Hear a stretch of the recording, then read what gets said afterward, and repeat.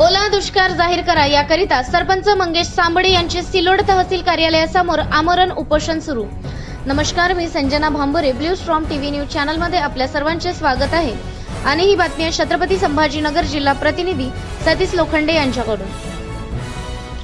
ओला दुष्काळ जाहीर करण्यात यावा या प्रमुख मागण्याकरिता गेवराई पायगा तालुका फुलंब्री येथील सरपंच मंगेश सांबळे यांनी सिल्लोड येथील तहसील कार्यालयासमोर शेतकऱ्यांच्या विविध मागण्यांसाठी आमरण उपोषण सुरू केलेले आहे।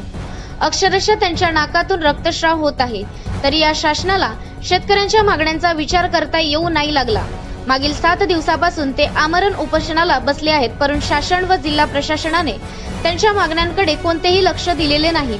प्रमुख मागण्यांमध्ये शेतकऱ्यांना सरसकट 50,000 रुपये हेक्टरी नुकसान भरपाई देण्यात यावी, ओला दुष्काळ जाहीर करावा, पुराच्या पाण्याने वाहून गेलेले गुरेढोरे अशा शेतकऱ्यांना आर्थिक मदत करावी, घरांची पडझड झालेल्यांना मदत देण्यात यावी, यासाठी शेतकऱ्यांसाठी मंगेश सांबळे आमरण उपोषणाला बसले आहेत। अशाच काही बातम्यांच्या नवीन अपडेटसाठी आपण पाहत राहा ब्लू स्ट्रॉम टीव्ही न्यूज।